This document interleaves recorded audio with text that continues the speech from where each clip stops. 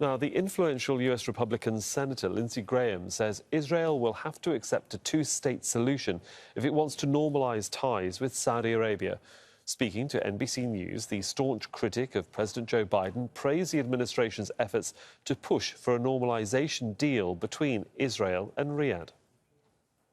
To my friends in Israel, you do whatever you think is best for the state of Israel, but I can tell you, Saudi Arabia and other Arab countries cannot normalize with Israel if they're having been seen as throwing the Palestinians under the bus.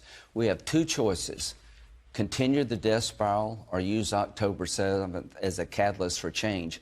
I think the Arabs are going to demand some form of two-state solution to recognize Israel. I think Israel's going to demand security buffers different than before, and they need to make those demands. I don't know how this ends, but I'll tell you this. If we don't get this right this time, we're talking about another generation of just tit-for-tat death.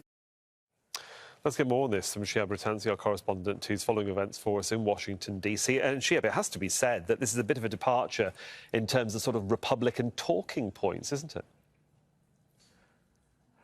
And it's quite instructive to look at how Graham got to this departure, this tough love, saying, oh, look, you know, we support you, but this may not be popular, but, you know, you have to accept a two-state solution. Because actually that interaction on that program began with the question of, is Israel doing enough to limit civilian deaths, though, Senator? And you could see, I was watching Graham kind of gulped, because clearly there is no justification for what's going on in Gaza. And he said, I would hope they could do more. But then he did what everyone in the Biden administration is doing too. He immediately then says, but let's talk about the day after, this pivot to the future, the day after. Don't talk about today.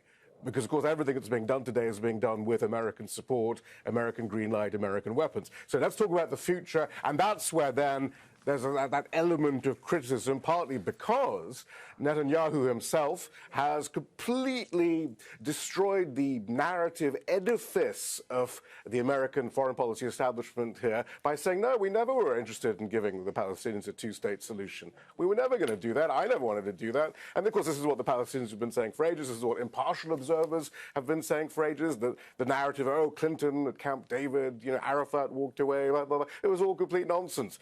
And it's all being admitted now. So they're scrambling. That foreign policy establishment is scrambling. So they're saying, look, you see, we are being critical about Israel here. We're saying, look, you should at least get a two-state solution sometime in the future. This doesn't mean that they're not going to continue to unconditionally support Israel, but in the same way that Biden last week was saying, look, this is about PR. It's about public opinion. And if you see it as too intransigent, you're going to lose public opinion.